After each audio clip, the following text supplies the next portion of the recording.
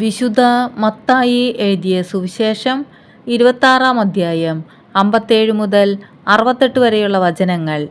ന്യായാധിപ സംഘത്തിന് മുമ്പിൽ യേശുവിനെ പിടിച്ചു ബന്ധിച്ചവർ പ്രധാന പുരോഹിതനായ കയ്യാഫാസിൻ്റെ അടുത്തേക്ക് അവനെ കൊണ്ടുപോയി. അവിടെ നിയമജ്ഞരും ശ്രേഷ്ഠന്മാരും സമ്മേളിച്ചിരുന്നു. പ്രധാന പുരോഹിതൻ്റെ മുറ്റം വരെ പത്രോസ് അവനെ അല്പം ദൂരെയായി അനുഗമിച്ചു. അനന്തരം അവൻ അകത്തു കടന്ന് അവസാനം എന്തെന്ന് കാണാൻ പരിചാരകന്മാരോടുകൂടെ ഇരുന്നു.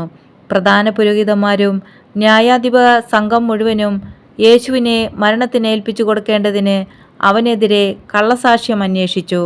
പല കള്ളസാക്ഷികൾ വന്നെങ്കിലും അവർക്ക് സാക്ഷ്യമൊന്നും കിട്ടിയില്ല. അവസാനം 2 പേർ മുന്നോട്ട് വന്ന് ഇപ്രകാരം പറഞ്ഞു: ഈ ദേവാലയം നശിപ്പിക്കാനും 3 ദിവസം കൊണ്ട് നിർമ്മിക്കാനും എനിക്ക് സാധിക്കുമെന്ന് ഇവൻ പറഞ്ഞിട്ടുണ്ട്. പ്രധാന പുരോഹിതൻ എഴുന്നേറ്റ് നിന്ന് അവനോട് ചോദിച്ചു: നിനക്കു മറുപടിയില്ലേ? ഇവർ നിനക്കെതിരെ സാക്ഷ്യപ്പെടുത്തുന്നത് എന്ത്? യേശുവാകട്ടെ നിശബ്ദനായിരുന്നു. അപ്പോൾ പ്രധാന പുരോഹിതൻ അവനോട് പറഞ്ഞു: ജീവിക്കുന്ന ദൈവത്തിൻ്റെ നാമത്തിൽ ആണയിട്ട് ഞാൻ നിന്നോട് ചോദിക്കുന്നു, നീ ദൈവപുത്രനായ ക്രിസ്തുവാണോ എന്ന് ഞങ്ങളോട് പറയുക. യേശു അവനോട് പറഞ്ഞു: നീ പറഞ്ഞുവല്ലോ.